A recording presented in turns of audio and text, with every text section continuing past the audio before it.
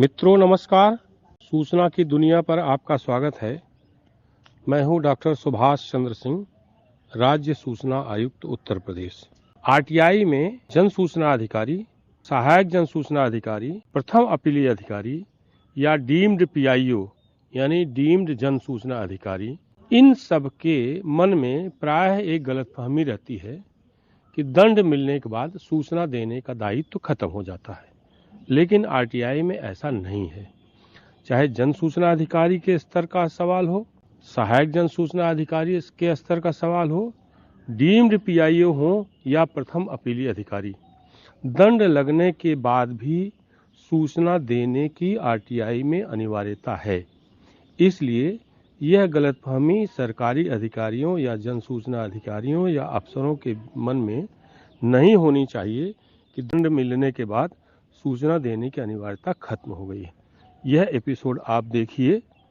एक आग्रह मैं आपसे बार बार करता हूं कि जब भी आप एपिसोड देखिए, पूरा देखिए, आधा बीच में मत छोड़िए, क्योंकि आधी जानकारी ज्यादा खतरनाक होती है। आप सभी लोगों का धन्यवाद। आपकी प्रतिक्रिया का हमें इंतजार रहेगा। जैसा कि हमने पहले बताया था कि हम धाराओं पर चर्चा कर रहे हैं। पिछले एपिसोड में आपने धारा 2, 3 और 4 के बारे में विस्तार से जाना। अब हम धारा 5 और 6 के बारे में चर्चा करेंगे इस एपिसोड में। आज भी देवेश त्रिपाठी जी हमारे साथ हैं। इनके बारे में बताया था कि आरटीआई के विशेषज्ञ हैं, स्पेशलिस्ट हैं और अध्ययनशील हैं। मैं इनसे इस बार जानना चाहूँगा कि 5 और 6 के बारे में आज हम लोग अपनी बातचीत और अपनी वार्ता, अपना डिस्कशन केंद्रित करें। 5 के बारे में सर, मैं आपके माध्यम से जो भी इसको देख रहे हैं, और मेरा अनुरोध भी है ज़्यादा से ज़्यादा लोग जानना चाहें।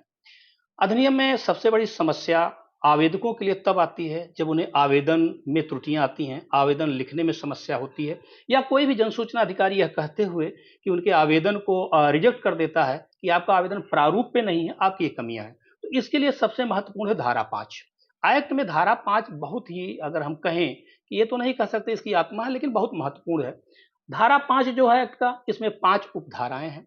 प्रथम धारा 5(a) की यह व्यवस्था दिया कि प्रत्येक जन सूचना अधिकारियों को, जैसे हमने अभी 4 में इसके पहले एपिसोड में आपसे सर चर्चा हुई थी कि प्रत्येक जन सूचना अधिकारियों को नामित किया जाएगा। तो एक्ट ने कहा कि जिस दिन से लागू किया जा रहा है 100 दिनों के अंदर प्रत्येक विभागाध्यक्ष, जो भी विभाग हैं, वह अपने यहाँ जन सूचना अधिकारियों की व्यवस्था करेंगे। और उसमें एक में यह भी जोड़ा गया, जन सूचना अधिकारियों की उपलब्धता इतनी होनी चाहिए जिससे आवेदनों के क्रियान्वयन में डिले ना हो, क्योंकि यह टाइम बाउंड है, 30 दिनों में सूचना दिया जाना है। तो केवल ये करते हुए कि एक जन सूचना अधिकारी को नामित कर दिया गया, ऐसा प्रावधान नहीं है। जन सूचना अधिकारियों की इतनी संख्या होनी चाहिए जिससे 30 दिनों में आसानी से क्रियान्वयन किया जा सके। अब 5(1) की अगर हम बात करें, इसमें यह इंपॉर्टेंट, और 2 की हम बात करना चाहेंगे थोड़ा सा सर। कई जगह एक टिपिकल आता है कि सहायक जन सूचना अधिकारी की हमने बात करी, तो उसमें यह भी व्यवस्था किया गया कि जन सूचना अधिकारी चूंकि वरिष्ठ होगा, जिसका सभी पे अपना उसके अधीन हो, जिसका आदेश मानने के लिए उनकी बाध्यता हो। तो ऐसी स्थितियों में समस्या है कि फिर मंडल स्तर, जनपद स्तर या ब्लॉक स्तर पे क्या हो। तो इसके लिए एक व्यवस्था बनाई गई कि ये 5(2) में व्यवस्था दी गई कि ऐसे प्रत्येक लोक प्राधिकारी, प्रत्येक लोक प्राधिकरण अपने इन जनपदों में ऐसे हर जगह सहायक लोक जन सूचना अधिकारी नामित करेंगे। एक जगह कई बार हमने ये देखा है कि कभी किसी लोक सेवक के समक्ष या अन्य किसी ऐसे अधिकारी के समक्ष कोई आवेदन प्रस्तुत किया गया और उसको रिजेक्ट कर दिया गया। ऐसी व्यवस्था नहीं है। आयोग ये कहता है कि 5(2) में ही यह व्यवस्था दी गई है, प्रत्येक लोक प्राधिकरण अपने समस्त कार्यालयों में, अगर वो जन सूचना अधिकारी नहीं है तो सहायक जन सूचना अधिकारी नामित करेंगे। और सहायक जन सूचना अधिकारी सर केवल आवेदन को प्राप्त नहीं करेंगे, अपितु अगर 19(1) के तहत प्रथम अपील है और 19(3) के अंदर का द्वितीय अपील है, उसे भी वो स्वीकार करेंगे और संबंधित जो भी प्रथम अपीलीय अधिकारी या राज्य सूचना आयोग या केंद्रीय सूचना आयोग के समक्ष वह उपलब्ध कराएंगे। लेकिन इसमें एक चीज और जोड़ा गया है जो स्पष्ट होना चाहिए कि ऐसे मामलों में जहां सहायक लोक सूचना अधिकारी के समक्ष आवेदन प्रस्तुत किया जा रहा है, अपील प्रस्तुत किया जा रहा है या द्वितीय अपील प्रस्तुत किया जा रहा है, उसमें 30 दिवस या 45 दिवस जो 45 डेज या 90 दिन जो समय की बाध्यता है उसमें 5 दिन अतिरिक्त जोड़ा जाएगा। कि जैसे 30 दिनों में सूचना देने की बात है, यह वह उस कार्यालय के लिए है कि जहां आवेदन सूचना अधिकारी उपलब्ध हैं। लेकिन जहां जन सूचना अधिकारी नहीं है, जैसे कोई जन सूचना अधिकारी लखनऊ में बैठा है और हमने सिद्धार्थनगर सहायक जन सूचना अधिकारी को आवेदन कर दी, तो इसमें 30 दिवस की जगह वह 35 दिन जोड़ा जाएगा। ये स्पष्ट है। हम उसमें सबसे इम्पोर्टेंट अगर 5 में कहें 3, तो इसमें सर सहायक जन सूचना अधिकारी का कभी-कभी ये देखने को मिलता है कि जन सूचना अधिकारी ने किसी अधिकारी को लिखा, आप ये सूचना आपके पास धारित है, आप मुझे उपलब्ध कराएँ या मेरा सहयोग करें। तो क्या होता है कि वह अधिकारी उसको निग्लेक्ट कर जाता है। तो 5-3 में यह जन सूचना अधिकारियों के लिए भी बहुत महत्वपूर्ण है, जानना है कि क्या उनके विरुद्ध कोई कार्रवाई हो सकती है? अगर हो सकती है तो क्या हो सकती है? अच्छा, 5-3 जो है कार्यवाही के बारे में। कार्रवाई तो ये पक्का कार्रवाई 5-4 में है, लेकिन 5-3 के अंतर्गत यह कहा गया है, कोई भी जन सूचना अधिकारी उस कार्यालय के या संबंधित जहां सूचना धारित है, किसी भी लोक सेवक का, जिसको हमने लोक प्राधिकारी से पहले बताया कि जो लोक प्राधिकारी की परिभाषित किया गया है, उसका सहयोग लेगा और जैसे ही वो सहयोग मांगेगा, उनका दायित्व है कि टाइम बाउंड निर्धारित समय में उसका सहयोग करें और उसे वह सूचनाएं उपलब्ध कराएं या अगर उसका निर्देश है तो सूचनाएं आवेदक को प्रेषित करें। लेकिन यह भी स्पष्ट करना चाहेंगे, कोई भी सूचना जो बिना अगर सर्टिफाइड कॉपी मांगी गई है तो जन सूचना अधिकारी के स्तर से ही प्रमाणित होना है। तो सदैव यह सूचनाएं जन सूचना अधिकारी के पास आनी चाहिए और उसे प्रमाणित करते हुए प्रत्येक पृष्ठों को ही वह प्रेषित करे। अब 5-4 की बात करें कि जैसे 5-4 से पहले हम एक सर स्पष्टीकरण चाहेंगे दर्शकों सर के सर लिए सर कि जो दंड की व्यवस्था है वो तो जन सूचना अधिकारी पर है। सर सहायक जन सूचना अधिकारी अगर है सर और जन सूचना अधिकारी नहीं सर है, तो सहायक जन सूचना अधिकारी का क्या दायित्व है? क्या उस अ, पर दंड का प्राविधान लागू होगा? मैं बिल्कुल सर यही 5-4 की हमने बात करी। हाँ। जैसे ही 5-3 में हमने सर 2 चीज़ें कही और इसके पहले हमारी चर्चा भी हुई थी। एक 6-3 के अंतर्गत अंतरण है जो दूसरे प्राधिकरण को है।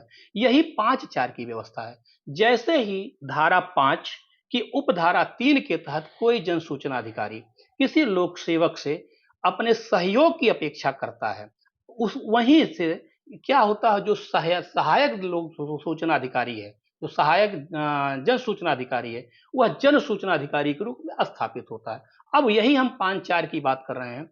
अगर कोई भी जन सूचना अधिकारी किसी से सहायता मांगा और वह देने में असफल रहा और नहीं दिया, तो कोशिश यह भी जन सूचना अधिकारी की होनी चाहिए कि उसे एक सर्वोच्च न्यायालय का भी आदेश था कि उसका काम केवल ये नहीं है कि उसने एक पत्र जारी कर दिया और बैठ जाए, ऐसा नहीं स्थिति में उसको भी नहीं होना है। वो अग्रसर प्रयास करता रहेगा। उसके उपरांत भी अगर सहायक जो जन सूचना अधिकारी है सहयोग नहीं करता है, तो उसे जन सूचना अधिकारी मानते हुए 5-4 के अंतर्गत दंडित किया जाना है और आयोग उस सहायक जन सूचना अधिकारी को जन सूचना अधिकारी के रूप में दंडित करेगा। यह 5-4 प्राविधान करती है। अच्छा, ये 5 पर सब लगभग चर्चा हो सर ये गई। धारा 5 ये हमें हाँ, व्यवस्था ठीक है। अब करती है। एक इसमें जो है दर्शकों के लिए सर ही मतलब एक जिज्ञासा का विषय, हमारे भी जिज्ञासा का सर विषय है।